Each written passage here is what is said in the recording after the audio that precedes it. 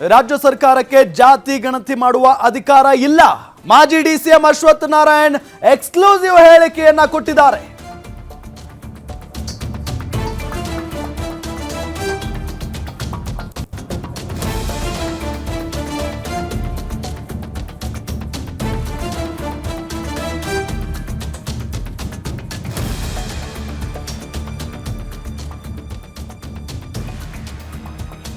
ಕಾಂಗ್ರೆಸ್ನವರು ಯಾವ ಮುಖ ಇಟ್ಕೊಂಡು ಪ್ರತಿಭಟನೆ ಮಾಡ್ತಾ ಇದ್ದಾರೆ?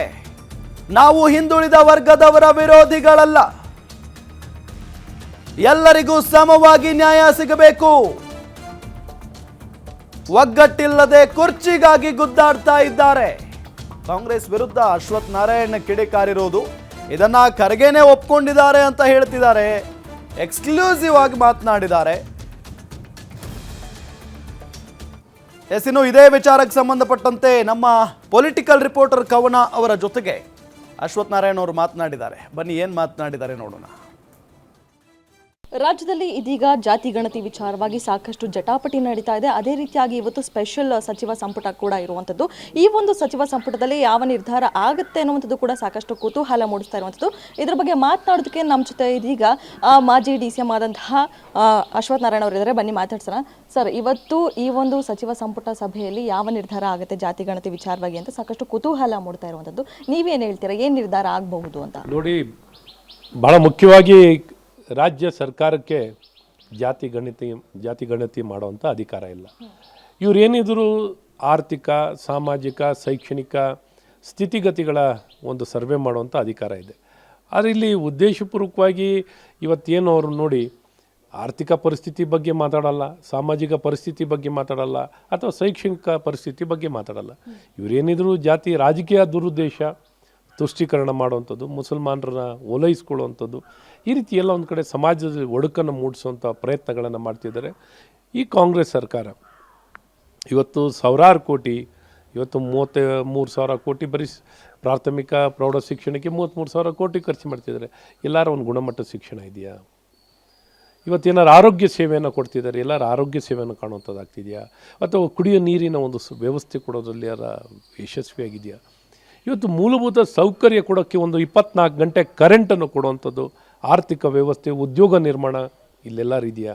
ಬರೀ ರಾಜಕೀಯ ಪ್ರೇರಿತವಾಗಿ ಲೂಟಿ ಸರ್ಕಾರ, ಒಂದು ATM ಸರ್ಕಾರವಾಗಿದೆ.